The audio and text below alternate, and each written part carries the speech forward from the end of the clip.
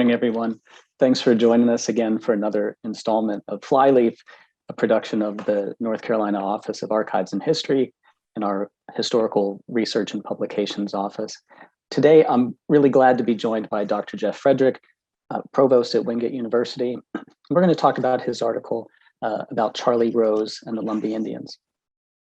So we'll hop right in. In your article, after introducing Democratic Congressman Charlie Rose, you write, all this background on Congressman Rose is important context for his immersion into a longstanding issue of great import for his district, Robeson County, and the Lumbee Indians. That's federal recognition.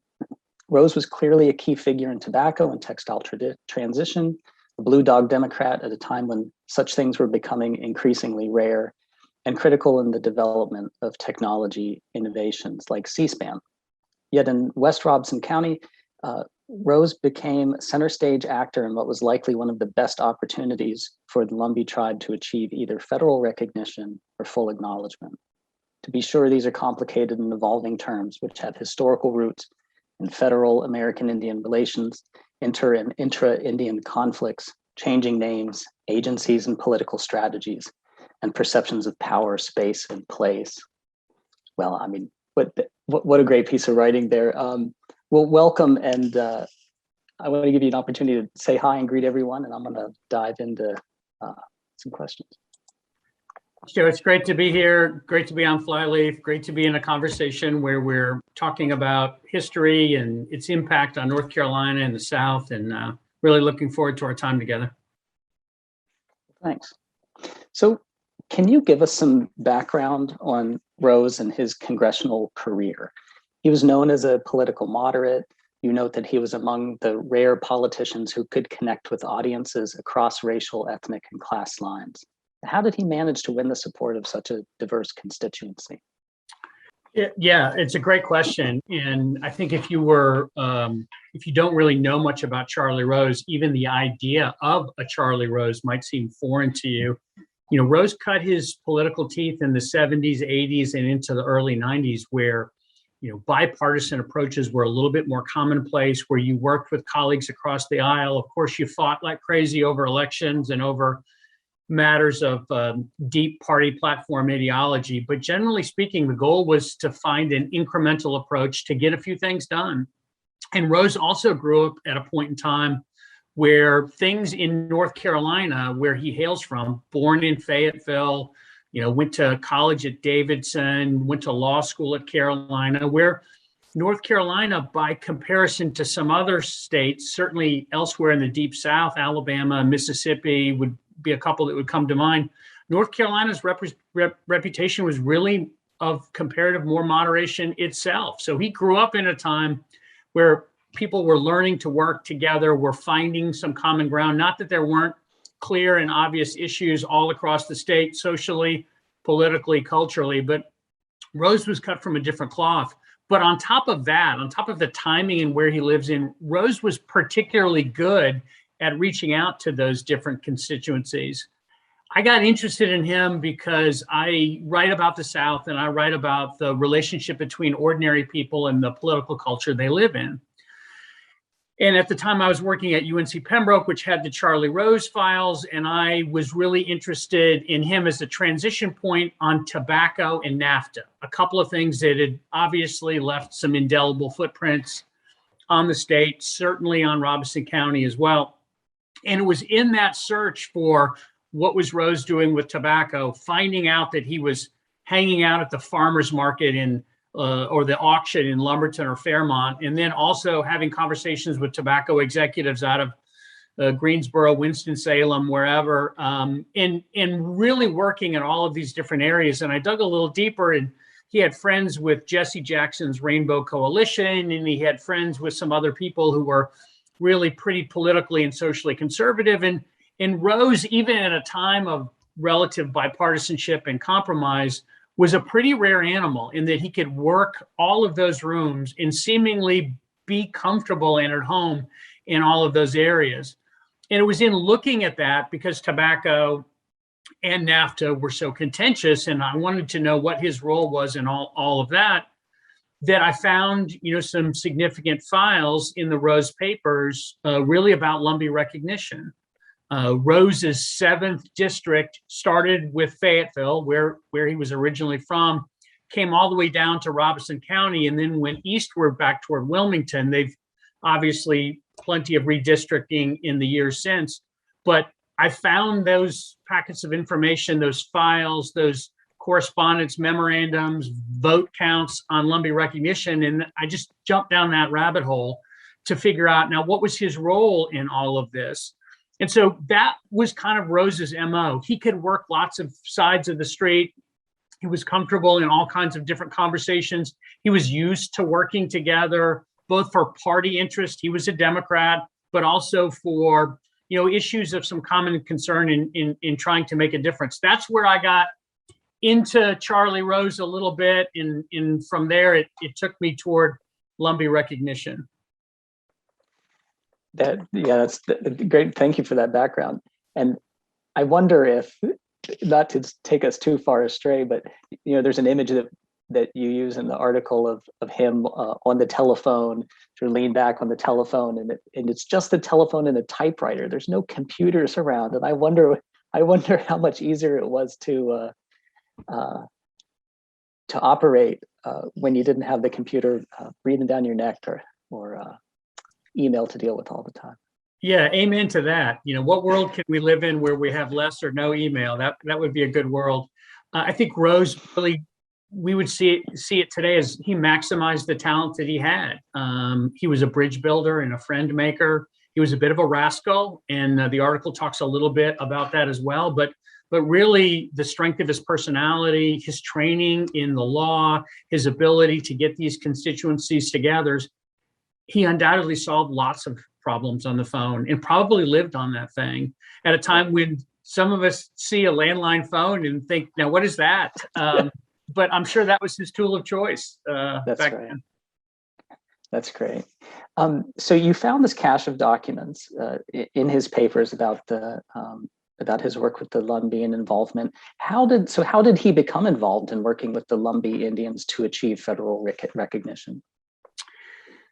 I'll say, first of all, Rose is no longer with us, so it wasn't an opportunity to do a direct oral history interview with him and really get a sentiment of what he was really all about. But if you imagine that voting district we mentioned a few minutes ago, you'd be thinking about Fort Bragg, really a very important part of his voting district and the military culture.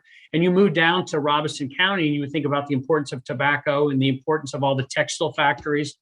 I think at one point in time, there was a couple of dozen different factories just in Robeson County alone. And then you think about those constituent voting blocks, and most people in Robeson County, and I think I give some metrics in the article, about 9 out of 10 who were registered as Democrats. Rose is a Democrat at a time where the Democratic Party was still in the 1970s, 80s, and into the 90s, relatively strong across the South. Some of that has certainly changed with party realignment. But Rose would have understood the importance of that constituency in Robeson County, particularly the Lumbee Indians as well, and would have worked and would have wanted to understand those issues. He did a fair number of things for Pembroke State University, which eventually becomes University of North Carolina at Pembroke. He was engaged with the Lumbee tribe on a handful of different issues, bringing home some funding, if you will. Certainly appointing some local Robeson County Lumbee Indians into national roles or on boards or committees. So he would have understood the importance of that constituency. This certainly is a time where he's not terribly worried about winning elections. In most of the elections that he's winning, he's getting 60%, give or take. Really not until the very end of his political career in the House of Representatives does the elections get a little bit closer. But he would have understood the importance of recognition to that area. And not to put too fine a point on it, he would have understood the poverty of Robeson County. And even with massive changes in tobacco and subsidies, and even with massive changes in NAFTA and textiles and all of these sorts of things, pre-1990s, Robeson County is still relatively poor compared to what its potential would have been. Today, we think about the intersections of I-74 and I-95 and the potential for long-term economic development there. But Rose would have also understood that tribal recognition for the Lumbees might have brought significant number of benefits, opportunities for economic development. That would have been good for the district. He was a get things done kind of guy. And so I think there's a lot of reasons why he's drawn to it as fairly early into his congressional career in the 70s. He's able to pick up allies from other folks in the state, probably also picked up some political opponents on the issue along the way as well. But he would have understood the importance of it to his constituency, to his party, and to a group of people who really would have benefited from it. Yeah, that makes sense.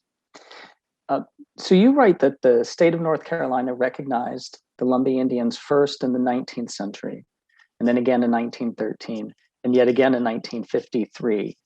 And sort of over all this, the federal government declared the tribe as known and designated in 1956, but without full recognition. So help us understand this. What does all this mean, and what do these multiple recognitions mean, and what does this lack of federal recognition mean to the Lumbee? I think it's, I entitled the article "Shifting Sands," and I think it really is a reflection of how, the Lumbees would move in a direction because the federal government, or in some instances the state government, would suggest that that was a pathway towards this goal of recognition, only to find that the sand shifted and all of the work and all the energy they put into it is going to force them to go in a different direction.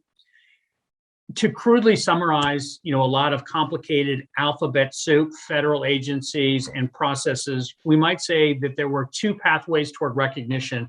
One was from a non-elected body recognition effort, and there was a range of different entities: the Bureau of Indian Affairs, the Federal Acknowledgement Recognition Group. There was a BAR and an FAR and a BIA and a BAP, and this shifting group of different entities, which would at various times require certain actions or certain processes to be followed. And then the other way was to simply get it through congressional legislation, have the House and the Senate in some order pass a bill that would lead to granting this recognition. It's in the summer of 1956 that the Lumbees become known from the federal government as known and designated.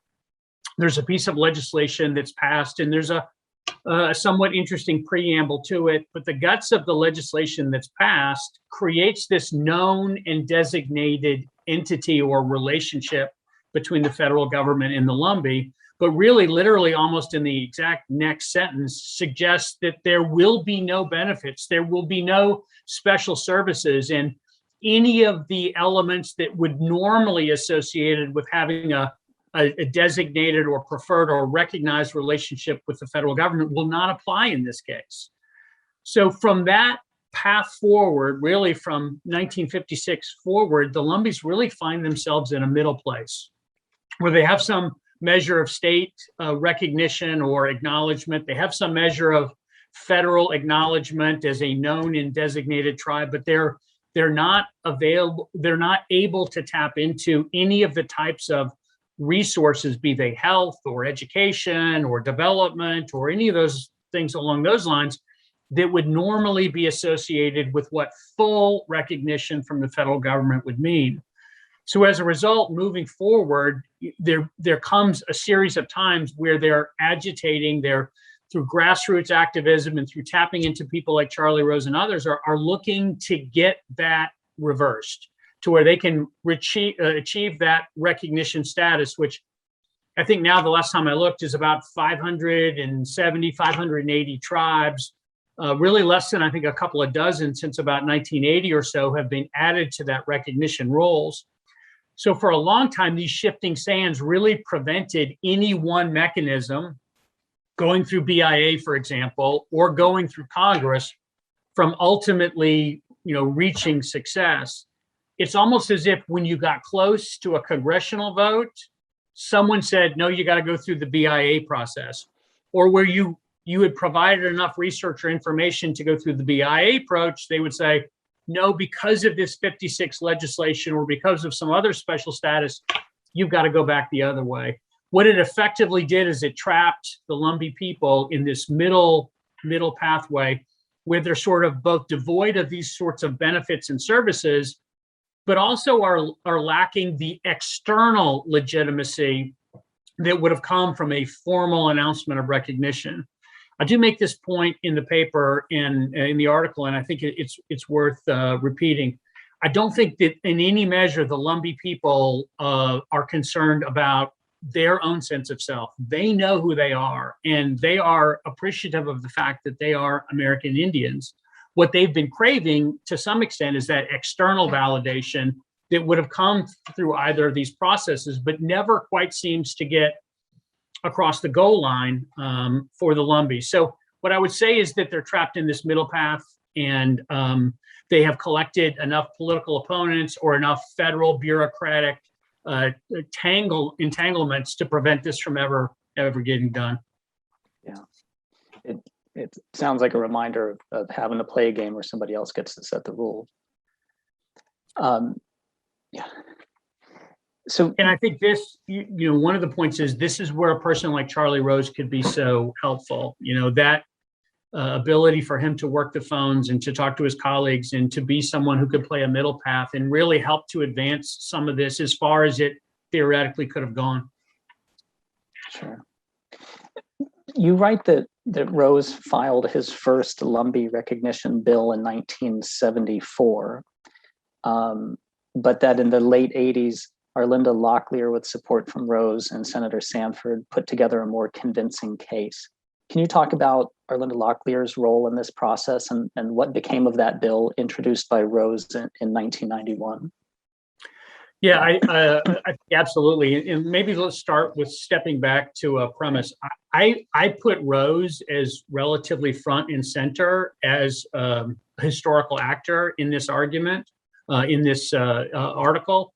But let's not forget that grassroots activism is really the way in which social and cultural movements, really have proven to be most successful over time. I didn't write this in any attempt to suggest that Rose was leading this, only that he was a critical presence in the whole process. And Arlinda Locklear really is, for the better part of a couple of decades, an absolutely critical element. She was a lawyer by training, first American woman, American Indian woman to argue before the United States Supreme Court. And she was doing a lot of the heavy lifting behind the scenes, rallying the Lumbee people, gathering support, testifying, providing the guts of the Lumbee recognition case at the same time that Rose was working the phones and doing the political machinations and sort of working that side. You really needed two groups. You needed some grassroots activism, and Arlinda Locklear, I think, is really a seminal figure in providing that. And I think you needed somebody who was very supportive and was a deal maker at the federal level. And that's really what Rose could bring to that equation.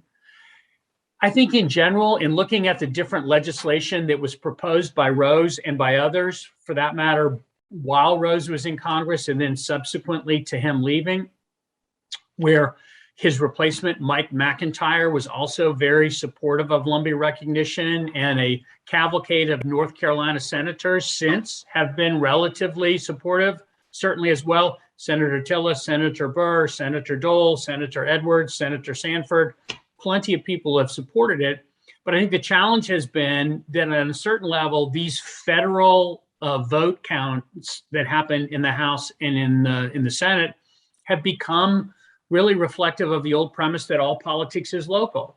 So even if you had a fair number of amount of North Carolina support, there might be other tribes in a world where they often saw federal recognition as a zero-sum game who would be telling their state's senators, or in some cases their state's congresspeople, vote no on this. This is not good, or our tribe does not support, federal recognition for the Lumbee. So it was this constant amount of vote gathering and vote getting. And in the article, I list some names that I think the readers might know from more recent political parlance who would have weighed in on plenty of votes throughout the 70s, 80s, 90s, and into the 21st century. It's less about party. There were Democrats who would have stood in opposition to Lumbee recognition. There were Republicans who would have been for it. There were Republicans who would have been against it. et cetera, et cetera. So it becomes less about a platform of party ideology and more about what do the local people that a person might represent in their state when it comes to a United States Senate vote, where would they want them to vote? And then, of course, there is some opposition in the state as well from some different North Carolina-based tribes as well. Senator Helms was not a supporter of Lumbee recognition for a variety of reasons. Remember, Senator Helms is a Republican at a time where people like Charlie Rose were Democrats, and there might have been a little bit of political challenges here as well. Rose also is a popular enough bridge builder where on a couple of occasions he gets some encouragement from his party to run for United States Senate. Now, to my knowledge, on both instances, he said no, and I can't put my hand on a document that would indicate how close he was, maybe to saying yes or really to thinking about it. But Rose could have been viewed by some people as a threat. And then, of course, the political allies of one North Carolina elected leader might have caused him or her to maybe move in a different direction. So it just becomes this complicated, Jenga, Tetris mentality where they're trying to stack all of this support in one area or another. And it's much easier for opponents to find one or two people to say no than it is to find this complex cocktail of people who are willing to say yes. And that's sort of the story, building on the grassroots activism of Arlinda Locklear and others, and then ultimately getting, to the halls of Congress where people like Rose are trying to get this done. You mentioned about Senator Helms being opposed to federal recognition. Can you elaborate on that a little bit? Yeah, I think some of it had to do something with party. I think some of it would have to do with ideology. Senator Helms often talked about that the Lumbees needed to go through the BIA recognition acknowledgement process, that it wasn't a matter really for Congress to resolve. He had fast political friends among the Eastern Band of the Cherokee, and they certainly were not supportive of Lumbee recognition. So I think there's this whole latticed set of reasons why some people would have said yes and why some people would have said no. And I think this sort of puts us into this environment of the 1994 election, where at least I argue in the article that I think Lumbee recognition really could have potentially happened. Charlie Rose is running for re-election, as he has for some time since he arriving in Congress in the early 1970s. And he's literally using advertisements that say, people think Charlie Rose should be the Speaker of the House. And wouldn't it be great to have Charlie Rose be the Speaker of the House? And he wins one of the more narrow elections that he's a part of in 1994, but he wins just the same, with the idea that he might challenge current Democratic Speaker of the House, Tom Foley, who for some ethics and other reasons has sort of fallen out of national disfavor with his party. And in fact, Congressman Foley, Speaker of the House Foley, does lose in 1994. Nationally, though, this is the sort of the year of the Contract of America, and a relatively underknown congressperson from Georgia, Newt Gingrich, wins re-election, ultimately ushering in this Contract for America. The Republicans gain control of the House, and Gingrich becomes Speaker, doesn't really have much interest in Lumbee recognition at all. And whereas Rose probably in September and October is thinking about winning his seat and then running for Speaker of the House within his caucus, very, very quickly, all of that seems to go up in smoke. Rose does run within his caucus for minority leader, loses to Representative Gephardt, who immediately sort of strips Rose of much of his prominence within the Democratic Party. I do argue that because of Rose's deal-making and because of his interest in Lumbee recognition, had he been Speaker of the House, it's quite plausible to argue that Lumbee recognition could have occurred, that he could have gone through or around the Senate. He probably could have overcome, with some selective horse trading, the opposition of plenty of the opponents of Lumbee recognition, and might have gotten it to the finish line. It's a parlor game. It's hypothetical history. It's it's nothing that you can point your finger on, but all of the pieces were really pretty close in place to having arguably the most powerful and forceful advocate for Lumbee recognition at a time where support was already making for some relatively close vote counts. So I think that's a little bit of the story of Senator Helms, but also of the timing of 1994 and why I thought that that was really a pretty interesting what if scenario. Yeah, because you run on this sense that you might become majority leader, and then you lose, the Congress flips, and then you don't make minority leader. Man, it's a lot of change happened at one time in a person's career, and he retired at the end of that term. Is that right? Has one more term, completes that 1994 term, and then Mike McIntyre announces that he's going to run for that same seat. And briefly, I think Rose flirts with the idea of trying to hold on to that seat, and then steps back. It's also probably fair to say that the combination of NAFTA and tobacco is beginning to work against him as well.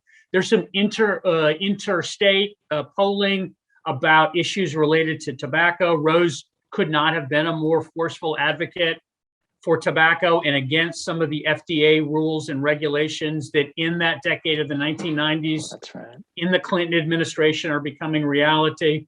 And there's some of this polling that indicates who's better positioned to protect the interests of tobacco. And increasingly, people are checking the Republican box, that the Republicans are better poised in position.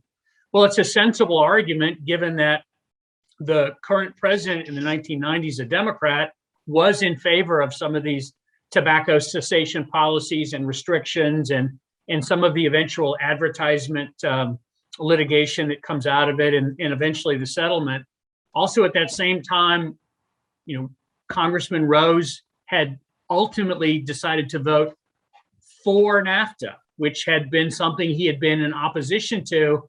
And he was sort of arm twisted in one sense or another by the White House at that point in time. He eventually decided to support NAFTA.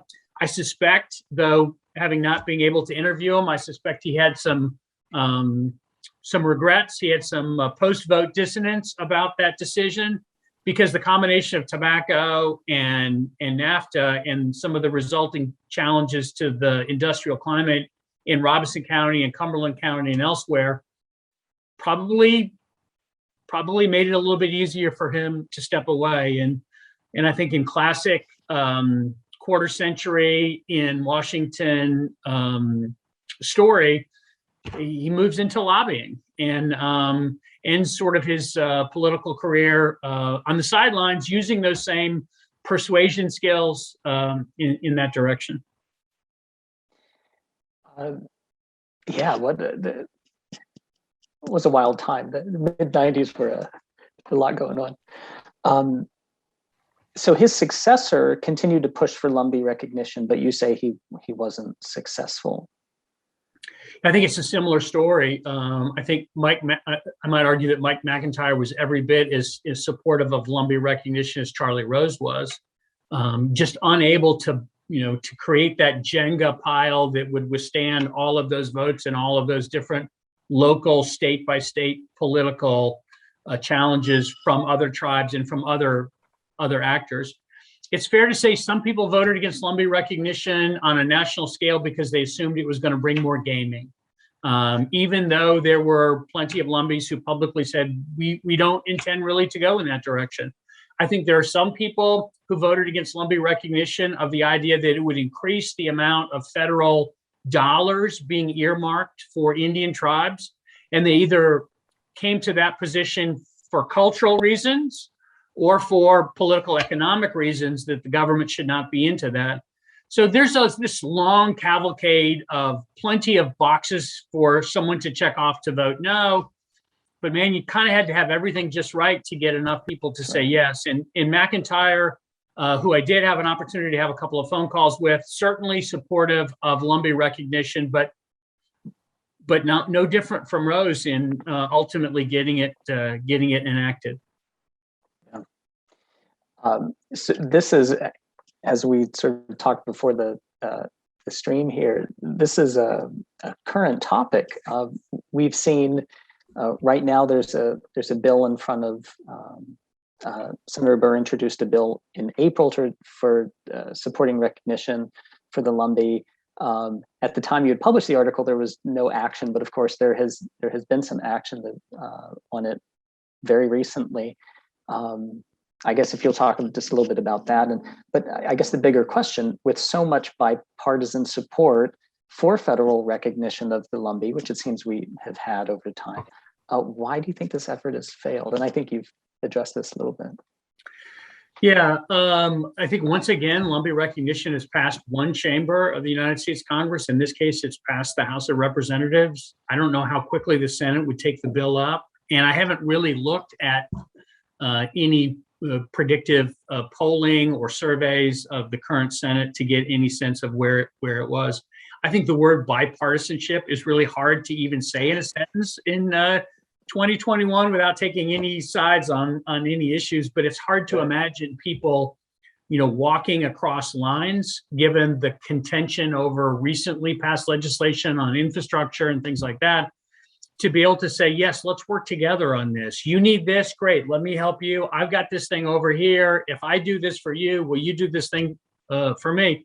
And one may argue from either political, ideological perspective that horse trading, compromising, work together, incremental approach ultimately wasn't the best approach in decades past.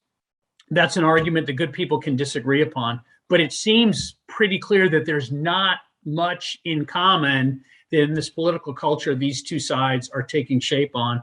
I love to sit here and say a week from now, we have a conversation, the Senate has passed it, but there'll be an election a year from now in November of 22. In the old days of the 70s and 80s, campaigning might have started 3, 4, maybe 6 months in advance. Campaigning has already started for those November 22 elections, where a third of the United States Senate will be up for grabs. I'd love to say that Lumbee recognition will get a fair hearing and reading from the United States Senate. I just don't know if we're in a political culture with an election a year from now and in a digital world where campaigns are 12 to 18 months long now, if that's likely to happen. I hope it is. I think the Lumbee people have earned the right to have a fair hearing of their case. I know Robeson County could use the federal benefits. I know the Lumbee people, certainly the health benefits, the educational benefits, the developmental benefits, all of what that area could need certainly would benefit from federal recognition. But I'm a little skeptical of whether we're in an environment now where people will cross across the aisle and work together for those common outcomes. Yeah. Well, do you have any final thoughts for us about Congressman Rose and about his place in history in this topic? I think, as I sort of continue to unravel, and I've really spent a fair amount of time looking at Congressman Rose on tobacco and on NAFTA and on a couple of other issues in the 80s and 90s, I think he's kind of an interesting figure. I don't know if this will end up into a book-length project to sort of pick all of these things apart, but he has a very interesting personality. He was at the table for an awful lot of really important and meaningful issues, and I think it's a really interesting case to see if this what might have been thesis that I'm applying to this particular topic is useful spread across the entirety of his career. I don't know that we make them quite like Charlie Rose anymore. I'll leave it to readers and listeners and viewers to determine whether we should or not, but it's definitely a different sort of political culture than it used to be. And the idea of a person standing at a tobacco auction or on the back of a flatbed truck and connecting with ordinary people and being in a boardroom the next day or being at an event from a different coalition of people, that seems, in a kind of a divided binary world, that seems pretty rare. And I think it's worth continuing to chase a few rabbits to see how all this puts together. That sounds terrific. We're going to look forward to the book coming out. I think you've staked your claim. You're going to have to do it now. Well, thanks, Jeff. I appreciate you taking the time to talk with us today about this. It was a excellent article and a fascinating read, and we'll keep watching the news. It's gratifying to read a history work that is actually playing out in real time, and I agree with you. I hope we can see the Lumbee get a fair hearing for their case. Well, thanks again. And I appreciate everybody out there tuning in and watching. And we'll see you again in a month from now.